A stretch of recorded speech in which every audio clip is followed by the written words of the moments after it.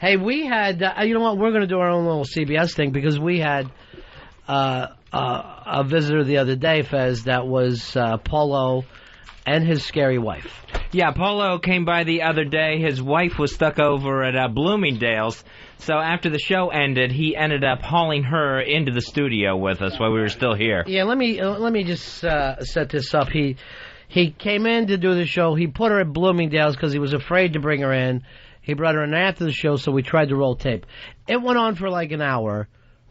It was ungodly terrible. Now, I've told that to people because we'd never met his wife before. It was really, really bad. But people keep emailing me, would you play it on the air? Would you put it on the air? There's no comedic value to this whatsoever. It's just an insane woman who's in here wanting to babble with her crazy husband. I wouldn't even go into that. She didn't know what she was doing here. He brings her into the place. I got to explain this to you. We'd always done, heavy set jokes about her for years because she was big. They got her on some kind of drug. She's lost like 150 pounds. So now she's like skin and bone. She's older than her years. They've got her where the drugs, 17 different pills a day, it's aged her. She's still crazy as a loon. She's still out of her fucking mind, and yet in a whole different way than she was out of her mind before. For some reason, she wanted to impress us, so she had on this, like, old ball gown. And then her hair is thinning out like a chicken head, I would assume also from all the drugs she's taken. So she had some kind of knitted cap on her head that Paulo immediately knocked over her eyes. It really got off to a bad start. It's really not comedic. It's uncomfortable. So we'll play as much as you'll take, because people feel like we're holding this from them, and we're not. It's just, it's really bad stuff. Earl, I know you were weirded out by it, right? I was completely weirded out by it, and then just re-listening to it, it gets even more creepy and weird. Yeah, it's just creepy. This is really uncomfortable. That's the only word I can think of. And then the other thing is her arms are all cut up, all gashed open, and again, probably because the drugs, she's not healing properly. It looks like, if you ever been out to a pond and it's freezing at different levels, that's the way her wounds on her arms are healing. And she has no idea where they came from. He claims she falls down. She claims he hurts her. We have no idea, but it's like that old movie Baby Jane from the 50s, right? Or it's just this crazy woman, as sad could be. It's just bizarre. And you're right, she has no idea where she's at. The legs as messed up as the arms, and they have giant bandages on them where the blood's been through. I would not look at the legs. The fact that you even saw that is beyond me. I thought to myself, I'm not looking any lower because I was afraid of feet. I thought maybe she would have some kind of bandages around her feet. It was just too weird and freaky. And again, this is not even entertaining. I don't know. The only reason why we're playing is because people won't leave us alone about it. But and we can't. It was like an hour. We can't play all that. So we'll play just some clips that we have. This is Gail O. After all these years, we finally get to meet her and her husband, Paulo. Hi, Mrs. Paulo. I wanted to leave. Mm-hmm. All right, now you pushed her head over her face. Her hat went down over her eyes, Paulo. All right, now you put a hat right on her head. Why are you doing this? If they can't accept the way I look, why are you doing this? I'm trying to help. So that's her just sitting down. That's just coming into the room and sitting down, and it's already that nutty. And you're going to hear, like, the voice is pained, and why are you doing this? And it's real Bellevue stuff, right from the word go. And he's married to her. They've been married for years, and it's just uncomfortable. I'm all chopped up. Yeah, those dogs. I'm looking at your... No, the dogs didn't do it. No. It was me. And I'm looking at the cuts on your wrists, too. You got... She's falling constantly. Side. Fall or pushed? The fact of the matter is he cuts me and punches me. I do not cut and punch. You're falling constantly. Yes, maybe I fell a couple times. No, This is 25 years of it. No. Now I already feel like a cop who has shown up at the house. And I'm sure cops just want to leave that. There's no way for them to break it up or make any sense about it. They just want these people to hush so the neighbors stop calling them. She does look like any sort of homeless person that you would see at the bus stop, maybe just talking to themselves, who needs medical and psychiatric care. Fez, the only way I'm going to disagree with that is that she spends tons of money. She's got all this cash because both sets of parents just died. According to Paul Hulu, she's gone through $400,000 in the last couple years. Most of it on these crazy gowns. Do you feel like you're abused? Yes. You're abused physically? Yes. Mentally? Yes, he has. Do you think I'm abused? Do you think you abuse me? Do you abuse back? I don't. No, I don't hit him physically or anything. Well, how do you think that you're crushing me mentally? Yeah, but Paul, just because mentally, he's so full of shit. Yeah, I know. I'm not full of. I am not full of shit. I am You praying are to not. God every day for my death. You are right not. now. Right now, God. Yeah. Kill me right. This is now. what he There's does others all in the room. time. Mm-hmm. Others around, but he's actually doing this. You know what, Paul? You are crushing me, aren't you? Crushing me. So you hit me instead? I don't hit you. Yeah, but I had your hand. Okay, look, I'm trying to get you Paul, from Lexington. Paul. Yes. Honestly. And you used every ounce. You were at a 90-degree angle from the ground. Paul, I think it's time to just stop. The fun and games of this whole situation. Not fun and games. Now you can hear that Fez and I we're not even part of this. I mean, it feels like you've seen a car crash and you know you should move on, but you just stop and stare. And you can tell it's the slightest thing. That sets either one of them off at this point when they're together. I find Paul to be a saint. For what he's done, staying, he may be an actual saint, a living saint. All right, here's the thing. How long have you guys been married?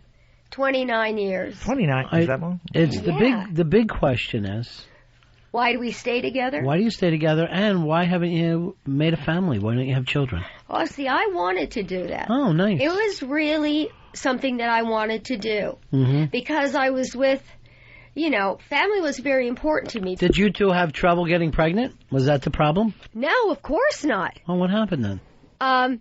He refused to have children. In Yes. what I way? got 2 abortions. Oh, no. You want to hear something really chilling? Yeah, I do. The second time Okay. I got pregnant, it wasn't like I guess I made up my mind somewhere. I guess I got to do it. Right. Because I'm in New York City and I can't get by on a secretary's, And he was going to leave you if you had. No, he forbid me to get pregnant. But the day that I went to the Brooklyn place to get the thing, he didn't so much as look at me when I got out of the car, and he didn't pick me up even. Oh, jeez. So we're reliving maybe the worst moment. Well, this is really bad. How did you get home from the clinic? I had to take the bus. Oh, God. Oh, right after the procedure. Right after the procedure, exactly. And I Still wasn't, bleeding. and I got little scars down here. Where? Right around here. Oh, jeez. let's just split the blame evenly and say, do you think either one of us deserves to be a parent? I do. I think you I two deserve that. I think you two would have made great parents. I think he would have made a great parent too. Yeah. But he was scared of something. I've never been able to get it out of him. What were you afraid of, Paul? Why wouldn't you show up? Why does she got to be a strap hanger leaving the abortion clinic? Every step of our marriage, every step of our lives has been a constant contention. And basically she's the opposite. I say abortion, she says no abortion. And that's kind of the way she treats me. We're I mean, both So you Catholic. said no, so she went and had it. Yeah. No, You're saying it's her We idea. would have had to deal. Well, you see, the thing is, I'm a Catholic and he's a Catholic, and so what? We've got a baby coming. What are we going to do about it? Mm-hmm. Well, there was no discussion. He wouldn't even talk about Well, it. the fact of the matter is you did say that you were going to have all of the proper things and we weren't going to have it, and this was a trick. He didn't talk to me about it after that. I have not been able to talk to him about this at all. All right, well, let's do it now, you two. Yeah, tell me why. 29 years Tell later. me why. You're mentally unstable, Gail. That's you have not been true. since the beginning. All right, I might have to pull back the sainthood thing now that I found out that he forced her into some abortions. And I don't think Earl has it, but it turned out to be pretty late term. And when she pointed where her scars are, I don't know whether this guy caught her with a scalpel on the outside. I've never heard of that before. Yeah, it's like he tried to do the abortion through her thighs, where she was pointing at. You know, when I said no comedic value. I think the abortion thing kind of points to that. You have mental illness and abortion. Now, he's got the balls to say, I won't have a kid with you because you're mentally unstable. Doesn't stop her from banging her. Still thinks to himself, this is a good idea, I'll leave it in. The best part is she's so crazy and so honest in her insanity. Again, is it honesty or crazy talk? Is some of this stuff hallucinations? Fez and I were so gnarled out, weirded out in here that somebody could have come in with a shrunken head and we wouldn't have taken our eyes off this woman. She was so bizarre and weird to be one-on-one with. She was just, it was so weird. Ronnie and I had never met her before. As many times as she screamed at us on the phone, we've never seen her in person. What did you see in him in the first place, 29 years ago, when you decided to go down the aisle? He was always fun to be around. Sure. We shared a lot of interests, arts and books and stuff like that. And I fell in love with him, and I don't know how he was at the time. I don't know where I would be, but I know one thing about myself. I would have taken care of myself. You've told me many times you'd be dead. You're a survivor. I probably would be. I am a survivor. But I say out of completely being drained, yeah, sometimes I feel like that, and it's not a joke. Yeah, so you'd be dead if I was around. I'm keeping you alive, am I not? I wouldn't go that far. There's a lot of steel in this And you're body. killing me, aren't you? I think they need to talk. Oh, it's so weird. If he's keeping her alive, I don't think he's doing her any favors. What was he thinking? What was he thinking to get caught up in this and stay? And it's been going on for almost 30 years in his life. Were you not dying when I married you? I was having a bad time. I don't know if I was dying, was it but cancer? I was. Yes. So we married with the idea that you were going to die. It was like love story, you know. Yeah, it was sort of love story. Yeah, we're getting all weird here. Mm-hmm. But that has nothing to do with the situation, okay? It has nothing to do with that. But if you had died in the first 6 months, I wouldn't have to worry about it. The baby would have be dead. But that's horrible, Paul. That is an awful, horrible thing to say. Horrible. And you should be going like this. Because I wouldn't walk out of this asking room God to strike me dead right now. No. That voice just goes right through me. Literally right through me. When I hear her start to get angry at him, I know what he must really go through at night. He's got that in his life constantly. It does not go away. You seem to be a little negative, Paul. Yeah, it's very negative. And I keep trying. I say, no, Paul, something's going to work for you. I believe that if you just try, there might be somebody out there that can give you a decent job. Because you're a decent person. I have a decent job. What kind of work does he do? Everybody else. I have a decent He's it's also like a school teacher, but a prison school teacher. Right. So, with guys. She can never get anything straight. Well, but anyway, tell me what you do. I don't know. I keep in line. It That's doesn't what seem you like do. a man's work. It does not seem like a man's work. I'm an officer. Yeah, he's a juvenile justice person. I Yeah, don't know what else to juvenile say. justice officer. Yeah. And I'm just saying, Gail. Isn't it so odd he works with children after not wanting them? Yeah, I shouldn't have brought that up. But the point is this. He does the overnight shift, right? Yeah, he goes in and keeps guard at night. So he doesn't have to be with her. So she's wandering around that dank, I'm going to guess dank mansion, some kind of rundown old hotel that they live in. Some clapboard fucking hotel on top of a hill at the end of a road. There's not one normal thing in their life. When he goes to his part-time job, it's not like a cashier or anything like that. It's a prison school teacher for guys. Yeah, well, he's got to listen to kids scream all night. Why am I here? Oh, in the last 29 years, you're gonna Paul, have be you had going an to affair? He's going to... No. Well, I want you to be honest. Yeah, No. Have you been with anyone else? be honest. Have Please. you? No. Okay, I'm going to be honest. I never have. Never. Do you think that he has? I think there's a possibility Yeah. of it. I Someone think there's at a very work? good possibility. I've heard, Paul, that you've had an affair. And not only that, I heard you had a child. with that woman. That's the rumor. No, there's no That rumor. you got an outside family. That's nonsense. Is it really? And that's the rumor. That's a rumor. When you, he would likes to not do follow- that with your own wife.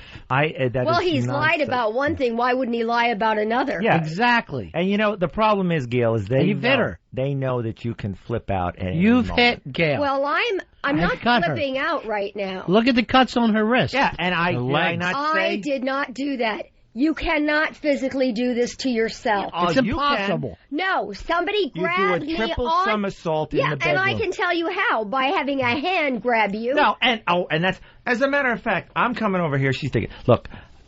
Just there's drop no it, Paul. Drop okay? it. Because you're not going to get told the truth no matter how hard you get. Jesus. And I mean, just covered with the cuts and bruises. And her eyes were like red. All I could think of is like little rat eyes. They were really red. And then the outline of them was, just East Side Dave eyes. Ew. So frightening, they were East Side Dave eyes. And her hair just matted down to her head, what was left of it. And hair, yeah. And trying to still look pretty. Trying to doll herself up. She had some kind of crocheted hat on her head. You ever remember when old ladies used to crochet things and then put it over a roll of toilet paper? That's what it looked. Remember when that used to happen in the old days? That's what it looked like she had on her head. It was just fucking nutty. And this crazy old gown, like she was she was somehow the queen of the creep parade. It was just so frightening and weird. My dogs mean a lot to me. They're everything to That's all me. you have. Since you don't have children, so Paul. that's true. I hold that the oldest one is 11. He's a little guy. He can't really walk anymore. And he just sits there, and I turn him when he gets on his back. His name is Regis. And he's going downhill so fast. I saved him once last year. And I don't think I'm going to be able to do it. Yeah, he's just too old. It hurts when you think about It hurts. when you think about Regis and the pain that he goes through. I do. I wanted to go to the animal hospital and find out what they could do, and they said, we don't want you to bring him here because they're having respiratory problems in the kennel. And so I called other places, and they were having the same problem, so I couldn't do anything. And when you think that you're dealing with all this stuff by yourself, too, And she without spent Paul's help. $2,000 on one God. Oh, Paul. Why bring up money? No, I don't want to talk about like that. $2,500, I think. You are such a liar about everything. You should be Pinocchio. You better shove that bottle right up your nose. How's Regis's health? He's not. He Never can't really walk. He can't walk across the street. He ties his little foot. He ties the thing, and his foot goes in like that, and he can't walk. Yeah, it goes in backwards somehow. And then he's breathing problems for years. He huffs. He puffs. It's hard to think about, isn't it? Because it's the only dog You care about it? from when my mother and father had him at their place. I decided to leave him with them for a while because we were having problems with a Scotty that we had, Right. and we just didn't want the new Scotty or the new dog to be subjected to that. So we brought Reggie home, and we just loved him ever since. The thing is, I can't help crying. I'm sorry. I was thinking that it's not only the pain that Regis is going through, but that's that connection to your mom and yes, dad. I want to be with him right now. I wonder if losing Regis is like losing your mom and dad all over again. It's been one thing after the other. No. And I feel like I'm never going to be okay again. Everybody's dead. Holy shit. There's a warm sentiment. Wow. Everybody's dead. The lucky ones. The fucking living They envy. wish, yeah. They envy the dead, no doubt about it. And you know, the weird thing is when she started crying is when I finally felt like, yeah, I have some kind of handle on this. I'm used to be around crying women. But, I mean, just turning to tears within seconds. Just in seconds. Again, this woman's on 17 different pills a day. One of them's morphine. I know Xanax is thrown in there. God knows what these fucking doctors have people on in this country. It's insane. They've just got her completely loaded up. I mean, you heard in that last part how hard she was crying? Yeah. And at one point during it, too, she's laughing at Paul. Sure, the roller coaster goes up and down, Fez. You never have a roller coaster on one level. I'm telling you right now, if you suffer from depression, you're better off going to a drug dealer than you are going to a doctor. You'll fucking have more control if you head on a Martin Luther King Boulevard and ask the guy what you holding than if you go to your goddamn doctor and ask him to help you out. Well, this is what pharmaceuticals have done to her. She, I want to be with my dog right now, and everybody's dead. All right, let's keep it going. Don't you love her anymore, Paul? The biggest problem is that she doesn't understand exactly how mentally ill she is. I am not that mentally ill. I have a bipolar disorder. That's nothing. It's not. It's a bipolar on top of a schizophrenia. No, I'm not schizophrenic, Paul. I'm dual. You've heard of what I'm saying. Yes. That's it. The doctor. Dual personality. Yeah, you don't. I'm not psychotic, Paul. Now, is Paul a maniac? Yes. But can you imagine hearing this? I mean, I'm having a tough time now.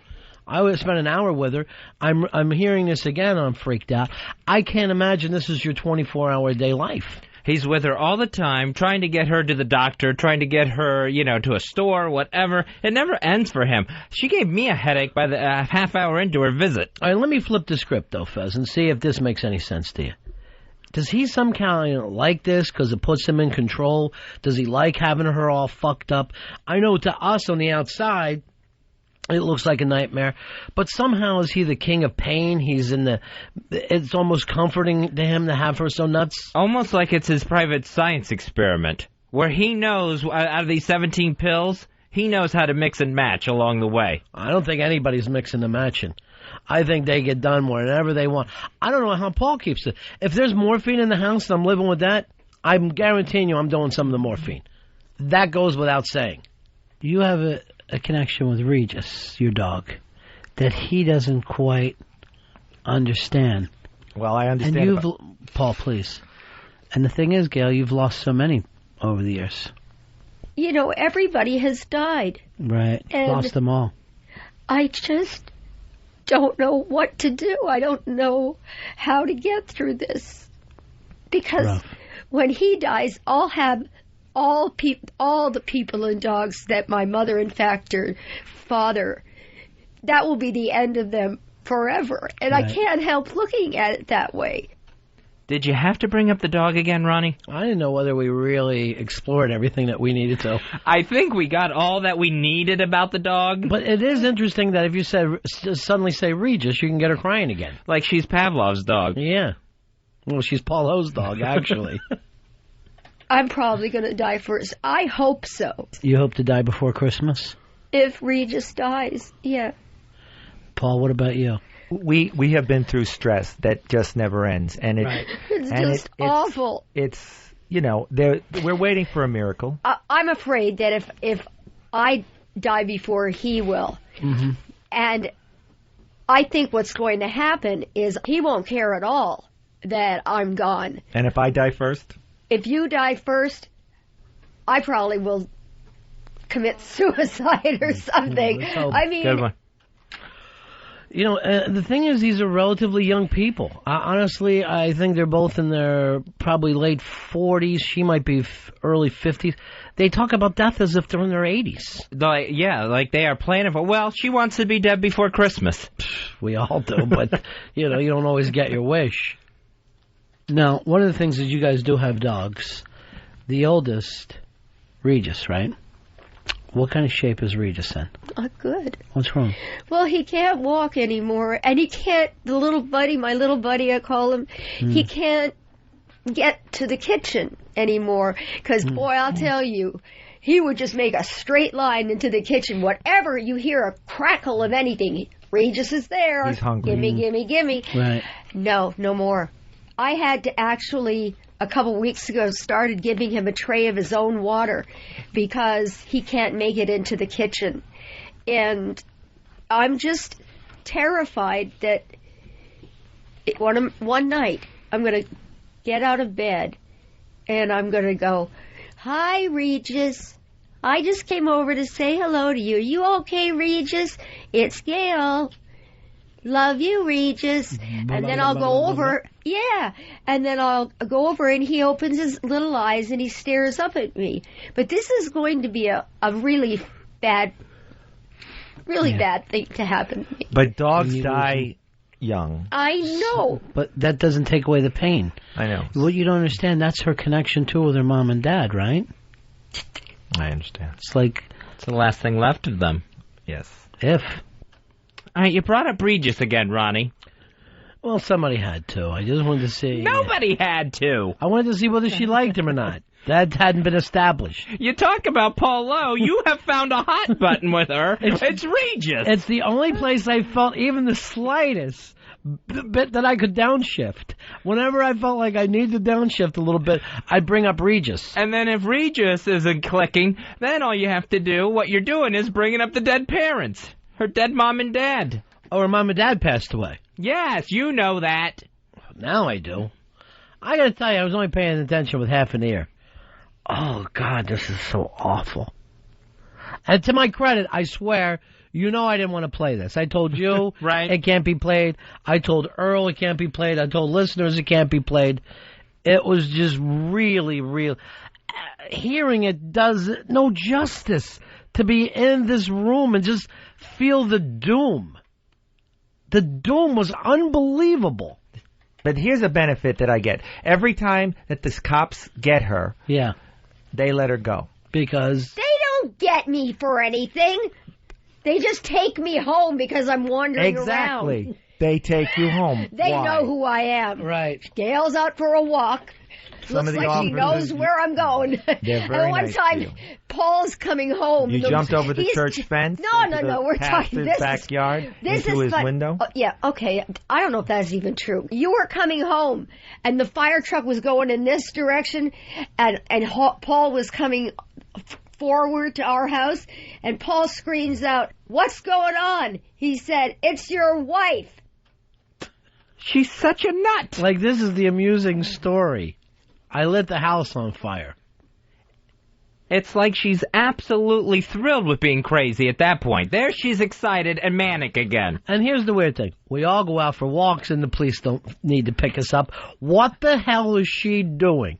Does she have a butcher knife in each hand? Is she chasing school children? You gotta do something to bring the cops into this. She tells this story like she's Otis Campbell. And here comes Barney Fife and Andy Taylor to pick her up again. But here's the funny thing. Nobody ever tells an amusing story about their own craziness. You know, you never... That's always for your friend to say, "Oh, and then the cops brought him home." No one ever will go, "Oh, the cops had to bring me home that time." Should have heard the sirens coming to get me.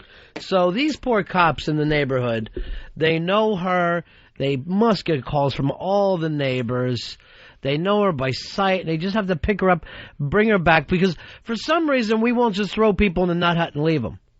I don't know what happened during the Reagan years, but we opened up the fucking loony bins and we put everybody out on the street again. Anytime we've talked to Paulo and he says she's in the nut hut, it's for 24 hours at the longest. I don't understand it. The woman obviously needs some help. Now, does she have a dog or what? How is her oldest dog? You know she has a dog. Oh, yeah, and it's Regis and it's sick. I have bad qualities, too. No. But I'm talking about stress and strain, and that takes a lot of notice in our relationship. Sure. We're both handling it not in the right ways. I beg you every day to just calm down. Listen to me. Do as I ask. Do I not? If you would just do as I ask. Well, how can she calm down when you're physically hurting her? I'm not physically hurting her. And That's it's the not point. She's just on so the many drugs, physical. she doesn't know it. It's the Mental, emotional. the emotional? The emotional stress that he Spiritual. puts me. Well, what am always like this. And he says, well, why are you doing this? And why are you screaming? I'm just like a ball of You're on wire. drugs. You're wired. I know. I don't drink. I don't smoke. No, Paul. I don't. What do you do? No, it doesn't matter. He doesn't drink. Douches? He doesn't drink. He doesn't drink. But the problem is he lies And sometimes. don't you mix alcohol with drugs? Well, No. Yeah, no. They do mix. So that's her with her stress, and just there's not a good day to it. Well, let's keep it rolling along. I'm already numb from it all. Paul, there's one thing that you haven't brought up yet. Yes. And that's the abortion. See, we did. I think we did cover that. Where were you when it was time to make the pickup? Again. A man pays half and a ride. Half and a ride. That's a gimme. Yeah. Can you see my eyes right now? Mm-hmm. If you were a detective, Barely. you'd know. They're red, aren't You they? could look at my Your eyes eyes, are and very if red. you've seen a lot of people, Mm-hmm. I'm not telling you I'm telling the truth. You are telling the truth. Yes, I am. You, And I've tried to get out They of have him, explain why he treated me that way, and I have never gotten a reasonable Let's just explanation. come I out- don't even remember. Where the were day. you that day? I Yeah, don't where remember. were Were you with her sister? I assume I had to No, go. my sister was in Los Angeles then. I assume you had to go to work. I On the had next to go to table. work. And there was, I had to continue holding things together. And you promised What? me you wouldn't have children. And that was, you broke that promise. You break promises all the time. Paul, every that's day. not fair. 24 hours a That's day, not breaking- fair. I almost couldn't have the abortion because it was like a month. In another 2 weeks or so, I was not going to be able to have. Because Very you late didn't even term. tell me. Very late term. I She do was it already crowning. From the due date, 2 Yeah. weeks. Yeah, You didn't tell. it's the truth. You lied to me that you were even pregnant, right? No. I think you did. Oh my God. Well, why would we wait so long? I don't even Oh know. my God, we have discussed this before, and you always said So that's what were not we true. doing? That's Arguing not true. for months? I don't know what you've done about the situation, but I can tell you one thing: you're not going to walk out of here until you stop believing that. There were 2 pregnancies. Oh, jeez. And I'm saying, if it was I so don't late believe term, you. You what are would- such and, a and worm. if you didn't lie, how would it work? How would? Paul, I told you, I remember in the kitchen in the apartment in Brooklyn, I told you, and you took off. He ran? He ran away. You took off. And I had no idea where you were, so we didn't have like this stuff, you know? Right. I sort of. Okay. You better not, Paul. Uh-huh. Don't look up the ceiling. Oh my God. Oh, it's so uncomfortable. Now, let me point this out. We've all run away from women that were pregnant. We've all taken off. But the thing is, we don't come back afterwards and marry them. You keep going when you run. And then maybe years later, if you see them in the mall, you suddenly dive in between some shirts until they walk away. You don't ever go back and discuss these things. Now, here's the other weird thing. Remember earlier, she's crying, she's so sad. Here she's like a lion. She's up and ready to roar. She's taking him down a peg. This roller coaster goes up and down and never stops. You don't know which one you're going to get. But he did come back to her once the coast and the uterus was clear.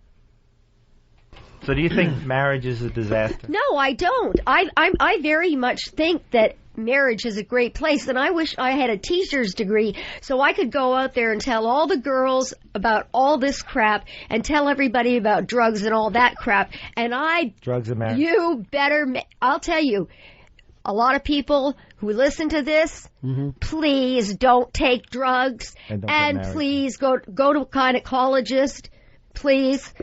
That's all I have to say But about Gail, that. you've done nothing but take drugs through your entire marriage. So Well, it's always been medical. That doesn't count. You make me want to take drugs. I would need drugs to get through this again. Let's just do one more and wrap it up. Let me ask Gail this, since it's kind of an interview thing. Yeah. What most people probably don't realize about you, you're a dog person, right? Yeah. You're a person who likes your dog. Your oldest dog is... what's 11. 11. What's that dog's name? Regis, that's the oldest.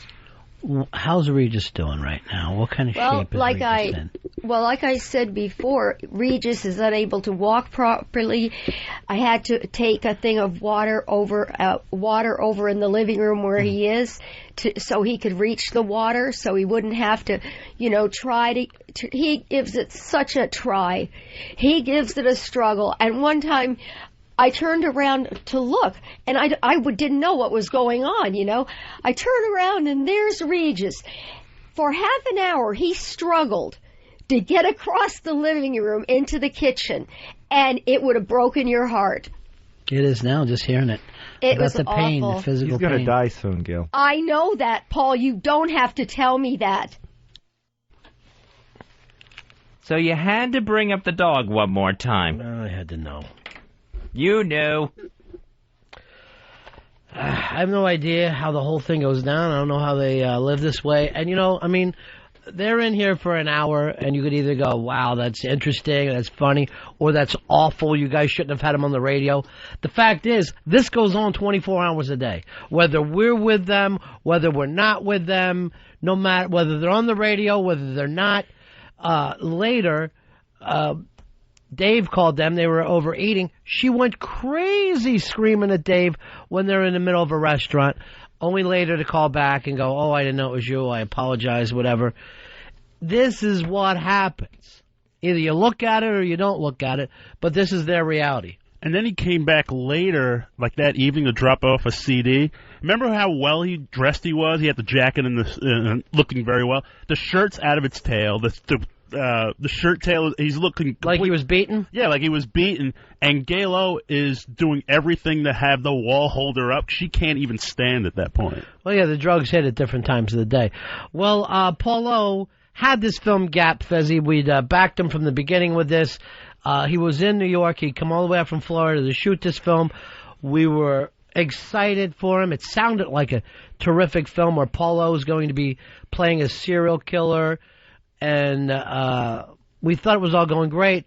Later, we heard some bad things from the set, so we'll check in right now with Paulo and see what happened with that film. Paulo. Yes, boss. How are you, my friend? Things have gotten a little worse from then on. Things were very bad on the drive back, and a few times I did aim the car towards some trees. What was it? Just you and her and the dogs on the way home? Right. Yeah. Your fault, Paul. No, it's not my fault. Jesus, take the wheel. In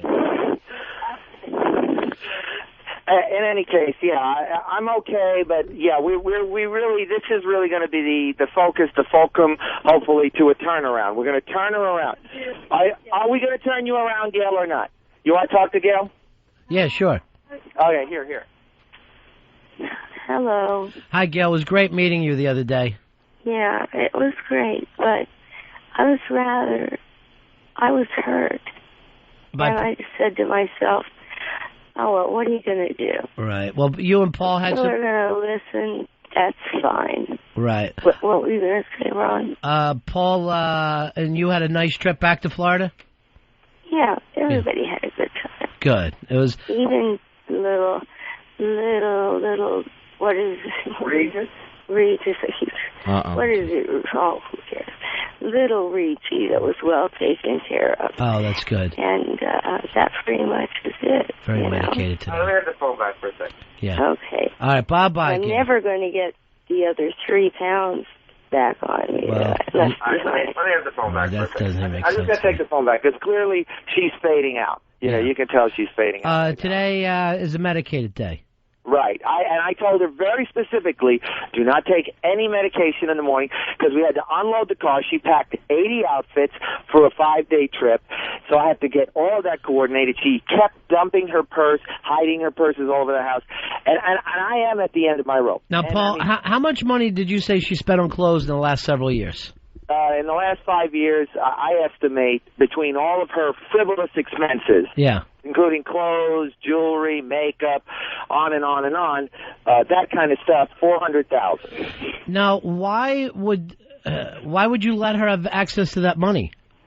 Well, during the time when the majority of the spending was going on, I still had 2 invalids in the house. Right, that was her parents and your mom. Right. My mother, her mother. Yeah. and I had her, and I'm working. It would have been much more intelligent, and this is in hindsight. I mean, hindsight is whatever 20/20, as they say. If I had just quit my job and just spent every waking minute watching her. Right, watching over the money, yeah. I would have been better off than letting her, you know, I work at night, so I'd take her to the mall and I'd sleep in the car. And then when she, you know, then half a year's salary would be gone. Well, here's the other thing. What kind of jewelry guy lets this woman come in and buy diamonds? You know she's whacked out. Every single salesperson loves her. Sure. They treat her as a second family. They know what's going on. They know, but then why do they think you are Hulk Hogan? I mean, she would meet Hulk Hogan regularly at Saks. What? Right. Just let it be. It's a metaphor. No, literally. Literally, she met him and the wife there frequently. Oh, you would see Hulk Hogan. You shopped at the same place. Right, exactly. Yeah, that's what he means. Oh, okay. And she would spend more money than the Hulkster. Exactly. It was like, really. And I wish she had come home with weight belts and bandanas. So it wasn't a metaphor. It would actually happen. It was actually happening. Yeah. And I said to her, you do not have his money. Do not do this to You me. have never won a WrestleMania.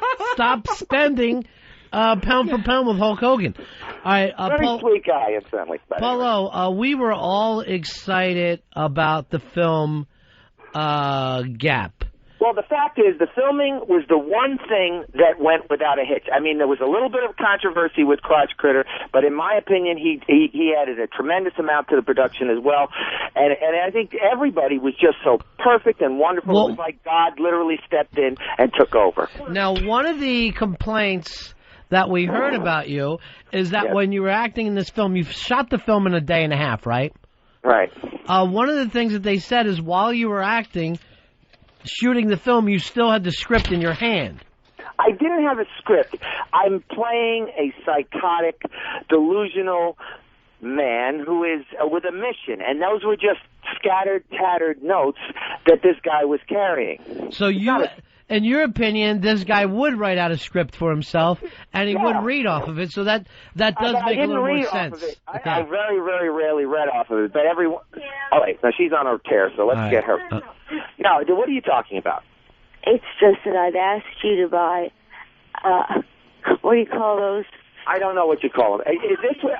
Did you notice I'm having a conversation? Yes. Okay, then let me have it. All right. So, no, he would definitely be running around like a lunatic with these tattered pieces of paper in his hand as part of his diatribes and rants. Yeah, so that's completely justified. Okay, so you have no problem with that. Then the other thing we heard is that you were going to put Eastside Dave in the film, and it was going to be you killing Eastside Dave. What happened in the scene? What did you guys do?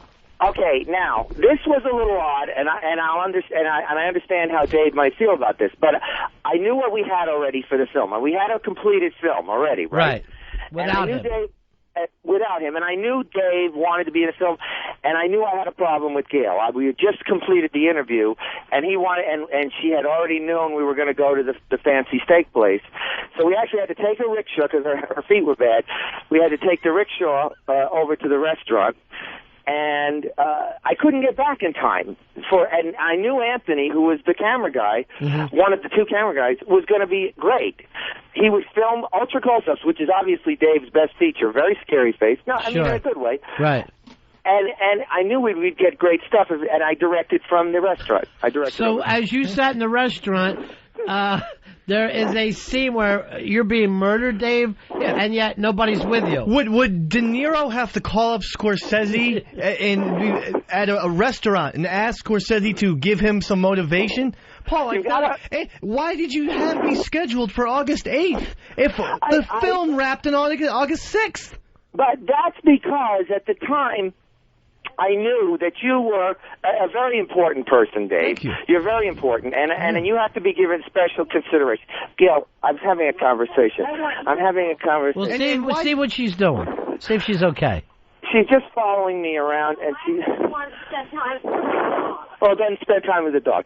Dave, you're a very important person. I wasn't going to force you to come up to the cabin on the weekend and all of that. And I knew, very frankly, once we had the completed film, that I could insert point-of-view shots of you being, abused and tortured. And here's the thing, Dave. You're going to have to wait and see how it looks on film.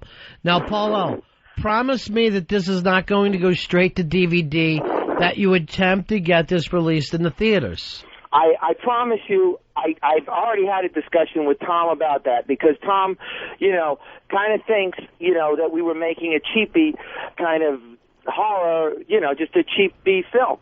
Okay? No. And it is. Well, we'll give him that idea. It's both a cheapy B film, horror film, but it's also an art house film as well. Right. So my every hope is that to release it in New York and L.A., once it's ready, maybe midnight screenings or maybe regular screenings for at least a week, and then we roll it out. That's what I'm thinking. And then it rolls out into the heartland. That's what I'm thinking. But the thing is that I do have high hopes for the film, that I really was prepared. Everything went perfectly. Now, Paul, I will tell you one thing, though. Yeah. There is a blackout on the legitimate press. I agree. I would do the same thing. And that's what I worry about Crotch Critters getting, suddenly now we're hearing bad things from the set. Well, no, we've always had a little, he's a very, driven person, and he has his own ideas, so you have to get on top of him a little bit. I mean, but other than that, I think he did a lot of great things for the production, and I'm very happy with him, and I don't want to stir the controversy. It's still a team. All right. Now, Paul, you said you had high hopes, right? Yeah. Would you say that they're high apple pie in the sky hopes? Yes, I'm right. well aware of the Frank Capra film with the Good. Frank Sinatra. Bring that up if you can. Maybe try to get that music. We have a bunch of music. I actually gave Earl some of the music, one of the bands that we've got, the Chokes, and it's filthy, though. It's filthy music. Can we hear a little bit of it, Earl? It's up to him. There's one Sexy Beast, and there's some others that I know we're definitely going to use. But we're going to have about 5 bands, and we're going to play music that this character that I play would despise and hate. Well, what's his name? Well, we didn't necessarily give him a name. I kind of was going to call him Boomer for a while. Yeah. But yeah. I mean, Or is it more of an ESPN thing? What? His name? Chris Berman. I don't know.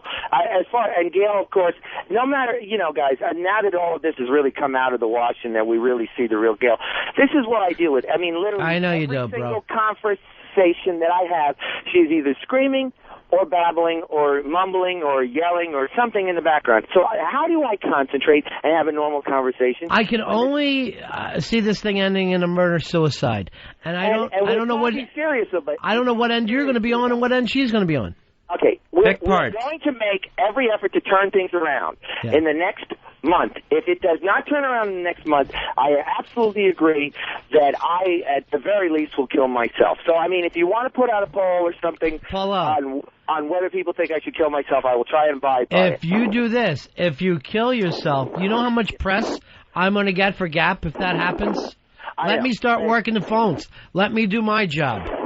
I understand, and I'll try and abide by it. But there is the potential. I mean, this is my legacy, but there is the potential that I could get rich, and then, of course, money. You could take care of any problem. Well, sure. Then you and the Hulkster are back buying brooches like the old days. No more brooches. We just buy more drugs.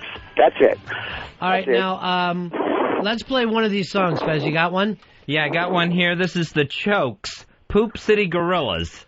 All right, let's just take a little listen to Poop City Gorillas. Sexy Beast, whatever, yeah. Sexy Beast is what he wants to rock.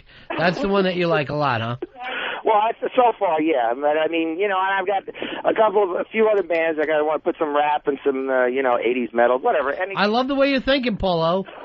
I can see the soundtrack doing well, too. Okay. All right, let's just take a little listen to, I guess this is going to be the love theme from Gap. Right.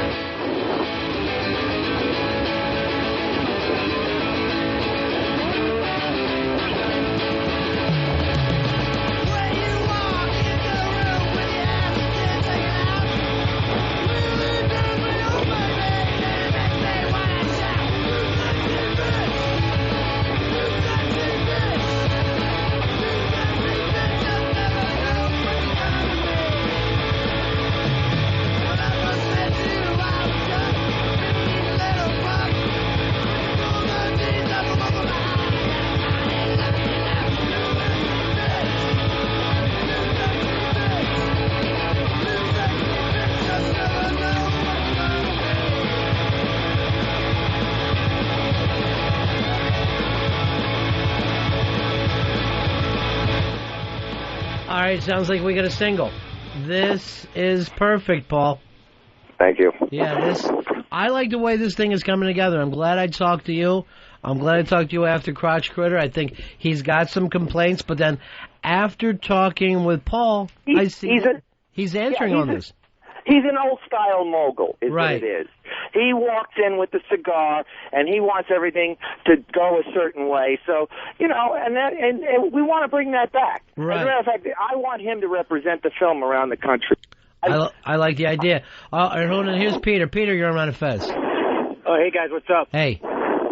Hey, Paulo, you're a fucking cocksucker, you know that? Why don't you fucking give up life, kill yourself, and leave us alone? Peter, where's that come from?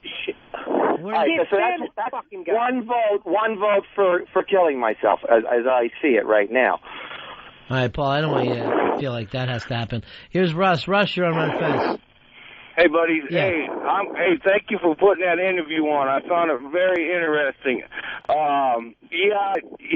Galo is a little crazy. I'll take that. I'll give Paulo praise for taking care of her, but I think she is getting abused, and he never left her because she's got some money she inherited. That being said, well, that's all spent now, sir. Everything is spent. Somebody needs to keep an eye on Paulo. The situation, but here's the thing: it's not like he's hiding. Right. It's not like he's hiding. I mean, all this stuff is out front. Was that a vote for me to live? Or I believe that was a vote to live. Okay. Yeah, you're not Lieberman in this. Yeah. All right. That's 1-1. That's pretty good, though. All right, Paul. We'll talk to you later, man. All right. Bye-bye. Bye. Boy, I'm going over the emails, Fez. Some going, oh, that was great radio. Other people going, how could you guys? Ron, you're awful. Terrible.